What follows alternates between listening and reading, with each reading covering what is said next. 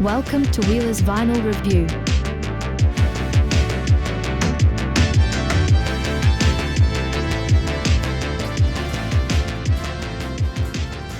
From the classic to the new, it's Wheeler's Vinyl Review.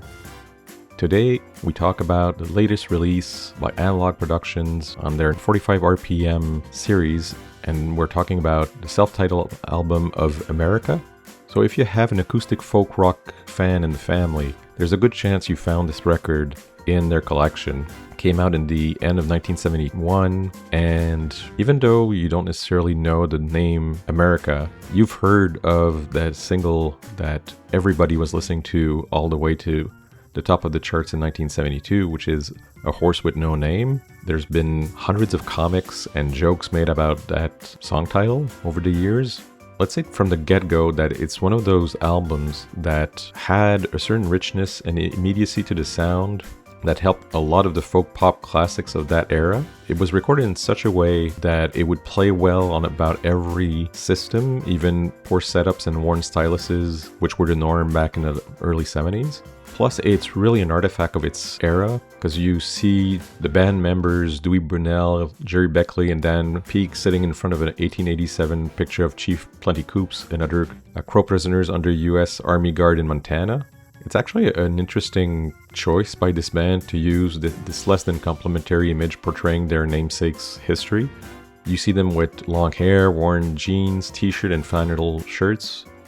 Basically, they came off looking a little like a cover band of Crosby, Stills, and Nash, which, vocally speaking, they do sound somewhat similar to them. The original song lineup from the album was actually recorded, though, in England at the Trident Studios in London with famed engineer Ken Scott, and he realized from the get-go that they needed a hit, so the band recorded A Horse with No Name at Morgan Studios, which was nearby, which had even better equipment. And so one wonders, do I really need not only an analog production, but a 45 RPM version of it?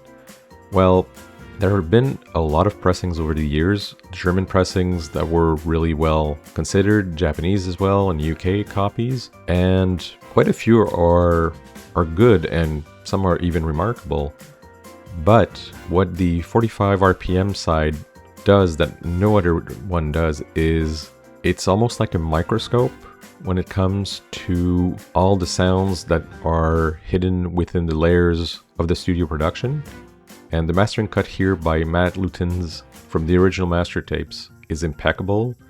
So basically the listener is placed in a front row seat surrounded by an expansive sound that goes all around, even though it's stereo.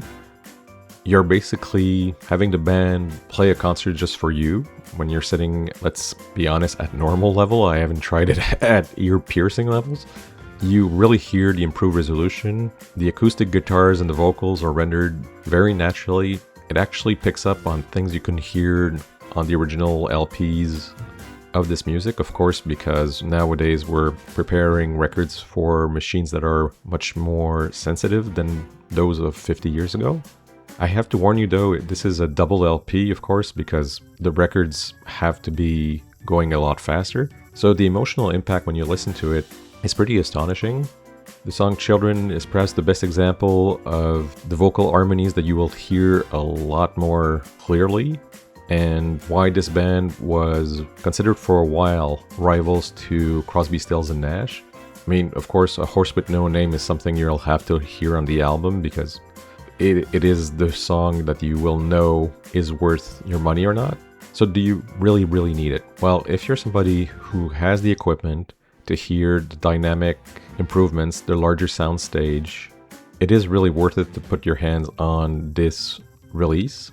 And also it's a way to, for those of you who are more visual, to get a much better cover. Package is substantially better.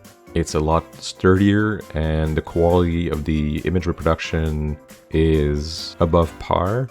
So do we recommend it? We do to anybody who has fond memories of the early 70s, for fans of folk rock, and for people who like to have their album of acoustic guitar and beautiful harmonies come in through a much better medium. And so this is my sign off for America's Analogue Production, the 45 RPM reissue.